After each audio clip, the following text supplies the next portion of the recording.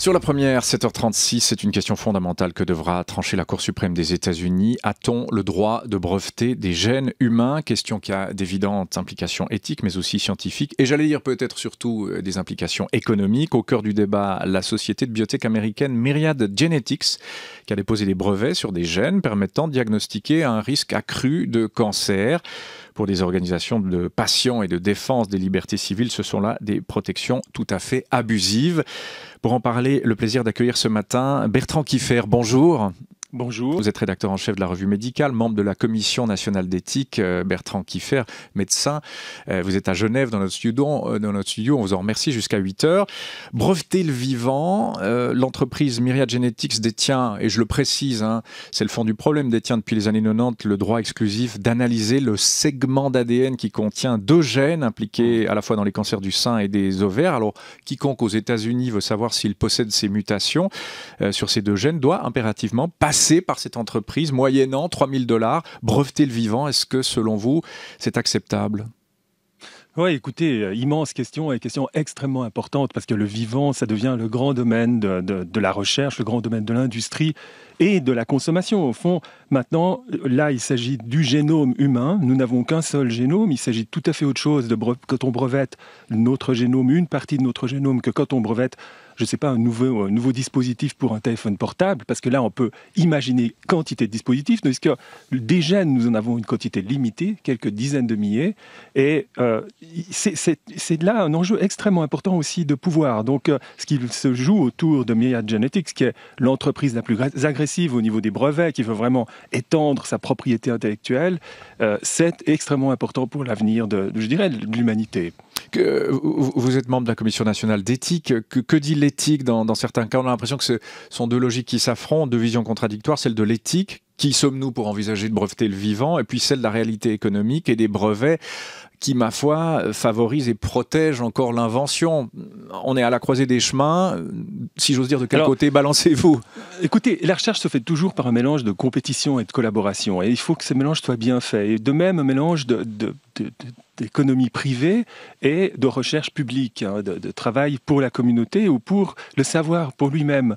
Et là, je crois que si la Cour suprême donne raison à Myriad Genetics, ça va beaucoup trop loin dans le sens d'une propriété. C'est vraiment important que des nouvelles entreprises de biotechnologie puissent s'intéresser à ces gènes, puissent travailler dessus sans qu'ils soient d'emblée une propriété. Et d'autre part, il faut quand même voir que si Myriad Genetics a pu poser un brevet, c'est parce qu'elle se situe dans le grand flux de la recherche scientifique, c'est parce que des patients ont donné leur génome pour qu'on puisse l'analyser, parce que ces gènes sont trouvés que grâce à des malades, c'est aussi parce que des chercheurs ont émis des théories, ces théories ont été validées. On ne peut pas breveter une théorie scientifique, ce qui est assez injuste. On ne peut pas breveter Einstein, en fait. E égale mc carré, on ne peut pas la breveter. On ne peut pas. Pour breveter, il faut qu'il y ait une utilité pratique, au fond. On peut pas... si c'est général, au fond, si on découvre une loi, en tout cas, si on met en place, si vous voulez, une hypothèse concernant la nature et que cette hypothèse fonctionne, on n'a aucune retombée économique. Et là, c'est vrai qu'il y a une espèce d'asymétrie et on voit que, au fond, la privatisation exagérée privatise justement les bénéfices et le système public, la communauté mondiale des chercheurs, produit tout un savoir qui n'est pas valorisé. Alors moi je reprends l'image d'Einstein. On ne peut pas déposer un brevet pour E égale mc carré. Cette distinction entre la recherche pure et celle qui, dites-vous, Bertrand Kieffer, a des implications économiques, industrielles. Mais pour le brevetage du génome, on se trouve où là? On est un peu dans l'invention et un peu dans la découverte, non? Et oui, mais c'est tout l'enjeu de la discussion, de la discussion légale. C'est-à-dire, est-ce qu'il s'agit vraiment d'une invention? Alors, non, parce que Myriad Genetics n'a fait que découvrir un gène qui existe dans notre génome et des mutations de ce gène qui se trouvent dans la population. Il y a une quantité de mutations lorsque ce gène est muté, donc ça augmente très fortement le risque de cancer du sein et de l'ovaire. Mais si vous voulez, Myriad Genetics argumente en disant il s'agit d'une invention parce que nous avons isolé le gène. Donc il n'est plus à l'état naturel, il a été isolé par nous, isolé en tant que molécule, et en tant que tel, il s'agit là bien d'une invention qui peut être brevetée. Je ne crois pas, j'espère que la Cour suprême des États-Unis refusera cette logique et dira on peut breveter des techniques de séquençage, on peut breveter des techniques de tests génétiques, voire même des sondes génétiques, mais l'information en tant que telle, c'est-à-dire une suite de bases, c'est l'information du génome que nous avons, nous les humains, de quel droit est-ce qu'on brevette ça? C'est vraiment, il s'agit là de breveter la nature, c'est de breveter ce qui est un donné et non pas une invention. Donc on peut breveter des techniques, on pourrait imaginer cette rétribution-là pour cette société, en l'occurrence Myriad Genetics, qui crée le débat, on pourrait la rétribuer comme ça finalement, par une technique qu'elle aurait découverte. Oui, mais seulement le problème c'est que maintenant leurs techniques sont de plus en plus dépassées, il y a des nouvelles techniques beaucoup plus sophistiquées qui sont en train d'être sur le marché. Et d'ailleurs, le problème c'est que Myriad Genetics verrouille ces gènes puisqu'elle implique seulement sa technique et qu'il y a des mutations que Myriad Genetics n'a pas encore insérées, si vous voulez, dans ses tests et qu'elle est toujours en retard. Donc on voit là des quantités de problèmes, sans parler du fait que Myriad Genetics fait du marketing très très fort aux États-Unis pour vendre ses tests, c'est-à-dire dit à peu près à toutes les femmes, il faut vous tester, alors que c'est pas du tout toutes les femmes qui doivent être testées, mais seulement celles qui ont des histoires familiales importantes de cancer du sein.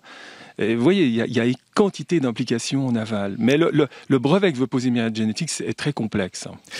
Si la Cour suprême donne raison à cette entreprise, Bertrand Kiefer, est-ce qu'on ne risque pas de voir se constituer une sorte de monopole sur la recherche génétique, j'allais dire, toute proportion gardée, un peu comme Google pour les moteurs de recherche? Oui, il y a certainement un parallèle à faire. C'est-à-dire c'est les grandes entreprises, parce que tout se joue après avec... il faut avoir des équipes d'avocats pour poser des brevets. C'est extrêmement complexe, la propriété intellectuelle. Et moins d'argent est mis dans la recherche et davantage dans cette lutte-là. Et ce sont les grandes multinationales qui l'emportent et pas les populations. Et donc on risque d'avoir un contrôle des populations par les multinationales au lieu que ce soit l'inverse. Et c'est vrai que c'est assez proche de ce qui se pose comme question avec les big nationales, les big data, si vous voulez, les multinationales du big data comme Google ou Microsoft ou Facebook. Et c'est aussi autour des données. Au fond, c'est intéressant de voir le génome, c'est de l'information. Comme dans notre civilisation moderne, tout se joue autour de l'information. Mais le pouvoir, le vrai pouvoir au sens fort, se joue là aussi. Dans qui va contrôler cette information? Est-ce que les populations vont garder une main là-dessus? Moi, c'est finalement pourquoi le parallèle avec Google semble assez bon, qui contrôle l'information qui était à disposition de tous, qui la met en ordre, etc.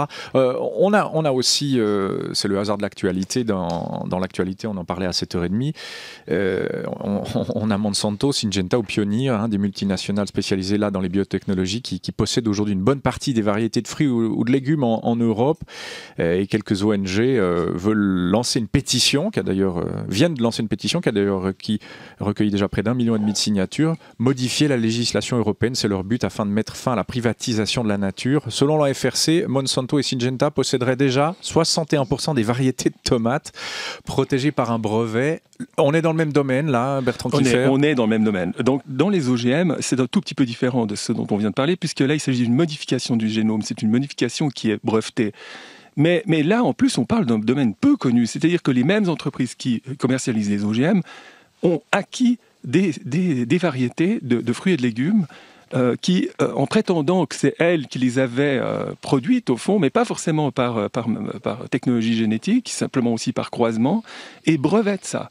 Et là encore, on se rend compte que elles ne sont que tout au bout d'une chaîne d'humanité où on a croisé et fait évoluer des végétaux pour améliorer leur qualité. Et tout d'un coup, le dernier maillon de la chaîne brevette et au fond bloque tout et enlève la disposition de ces végétaux aux populations. Et ça, c'est vrai que c'est assez préoccupant. Et on ne doit pas, nous, population, nous, démocratie, laisser faire ça sans réagir. Sans quoi, on va perdre la maîtrise de notre système alimentaire qui va devenir vraiment une production comme une autre. Et je crois avec le grand danger d'une perte de la diversité. Ça, c'est le premier souci qu'on doit avoir, non seulement pour le plaisir de vivre et de manger quantité de fraises différentes ou de pommes différentes, mais aussi pour la stabilité, si vous voulez, la possibilité pour notre nourriture de rester vivante et aussi pour la lutte contre toute infection, tout problème qui pourrait arriver, parce que la nature, la biologie est extrêmement vulnérable. Et seule la diversité nous protège cette vulnérabilité. Bon, puis il y a des questions évidemment assez spirituelles là autour. Bertrand Kiefer, je ne l'ai pas dit, vous avez été à l'époque prêtre, ordonné prêtre. Que dit l'ancien prêtre et l'homme épris de spiritualité face à ces questions de brevetage du génome? Est-ce que ce n'est pas un peu nier l'existence de Dieu que de faire breveter un génome par telle ou telle entreprise? Enfin, vous me voyez venir, comment se positionner dans ce débat-là? Non, alors vraiment pas, vraiment pas. Je crois que le souci, il est plus Non, moi je suis passionné quand même de recherche. Je pense qu'on peut avoir une spiritualité et aimer la recherche scientifique, la découverte, l'avancée. C'est extraordinaire ce qui se passe actuellement. Mais justement, l'idée, c'est que ça bouge, c'est que même des petites entreprises ou des chercheurs puissent encore avoir la disposition de l'information. C'est de l'open source. Et c'est donc donner à la communauté humaine et mondiale, parce que c'est de plus en plus des enjeux mondialisés, la disposition de ça, de la nature qui est là. Il s'agit aussi de la transformer, cette nature, pour l'humaniser, pour la rendre meilleure à nos yeux. Mais l'enjeu n'est pas de toucher ou pas à quelque chose qui serait sacré en tant que tel.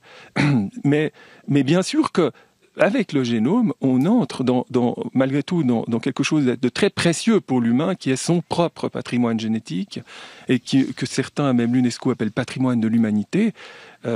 Et ça, c'est pas rien. Et donc, de faire une simple analogie de ce type de brevet avec d'autres brevets sur des domaines très technologiques, je trouve que c'est injuste, c'est pas justifié. Il y a quelque chose là de différent et l'enjeu est plus élevé. Mais je n'en fais pas du tout un enjeu religieux. Ah non, certainement pas.